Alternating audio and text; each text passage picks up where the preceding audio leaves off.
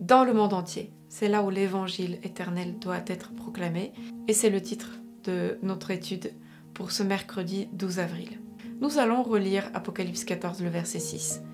Quelle est l'étendue de la proclamation de l'évangile éternel et pourquoi la réponse est-elle importante pour nous, notre mission et notre appel en tant qu'Église? Je vis un autre ange qui volait par le milieu du ciel, ayant un évangile éternel, pour l'annoncer aux habitants de la terre, à toute nation, à toute tribu, à toute langue et à tout peuple. Selon le message urgent de la fin des temps du premier de ces trois anges, l'évangile éternel doit être proclamé à toute nation, à toute tribu, à toute langue et à tout peuple. Voici une mission si grande, si vaste, si importante et si complète qu'elle occupe toute l'attention. Elle exige nos meilleurs efforts et notre engagement total. Elle nous conduit d'une préoccupation pour notre propre intérêt à une passion pour le service de Christ.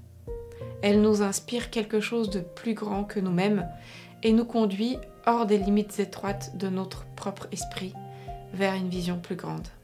Nous allons lire Matthieu 28, les versets 19 et 20. Comment ces versets s'accordent-ils avec le message du premier ange?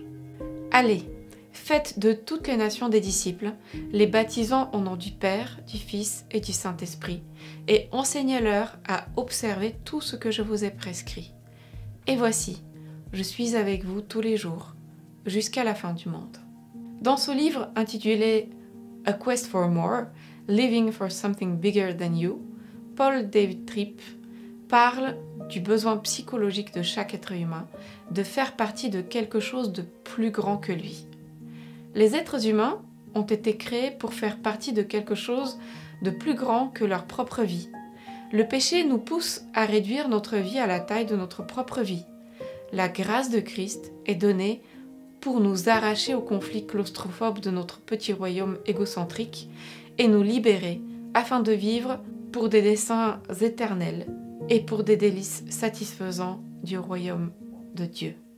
Il n'y a rien de plus inspirant, de plus satisfaisant, de plus gratifiant que de faire partie d'un mouvement divin, providentiellement suscité par Dieu pour accomplir une tâche bien plus grande, bien plus vaste que tout être humain ne pourrait jamais accomplir seul. Le mandat divin décrit dans Apocalypse 14 est la plus grande tâche jamais confiée à son Église.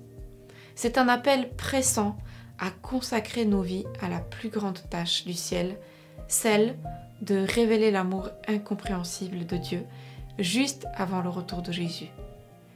Quelle a été votre propre expérience d'implication dans quelque chose de plus grand que vous? Comment cette expérience vous aide-t-elle à comprendre l'objectif de l'étude de ce jour? Par ailleurs, qu'est-ce qui peut être plus grand que le fait d'être utilisé par le Créateur du cosmos pour faire une différence éternelle dans l'univers? Bonne réflexion et à demain pour la suite.